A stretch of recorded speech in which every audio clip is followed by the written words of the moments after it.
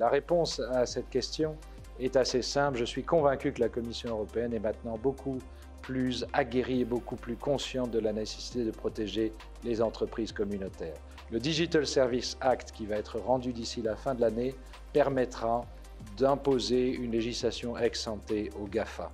Le New Competition Tool, qui devrait être annoncé en même temps, permettra à la Commission de prendre des mesures structurelles ou de comportement à l'égard des GAFA.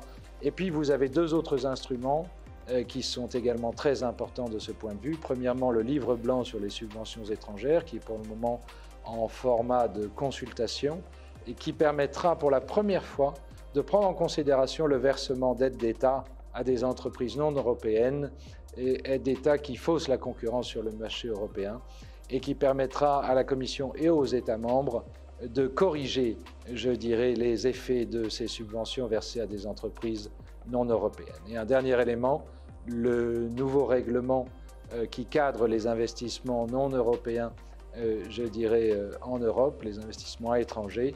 On va maintenant voir une forme de coordination au niveau communautaire des différentes règles de protection qui existent déjà au niveau national.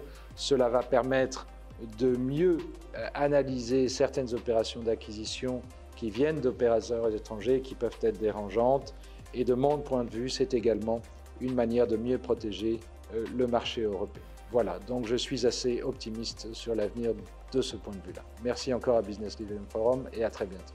Je vois trois opportunités. D'une part, concernant la souveraineté et de faire en sorte qu'effectivement on puisse se battre commercialement, puisqu'il faut de la concurrence avec les entreprises américaines, mais avec les mêmes armes. Et donc faire en sorte que l'accès notamment à la technologie puisse se faire de façon totalement concurrentielle et libre pour les sociétés européennes qui veulent accéder à la technologie américaine.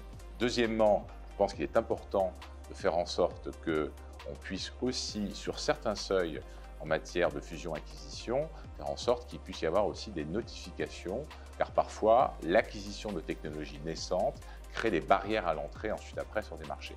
Et enfin, je pense que des éléments extra-financiers, pourquoi pas la création d'une norme, seraient utiles pour faire en sorte que les entreprises européennes puissent en effet se démarquer dans une concurrence qui est essentielle et qui favoriserait la création d'acteurs industriels très forts en Europe.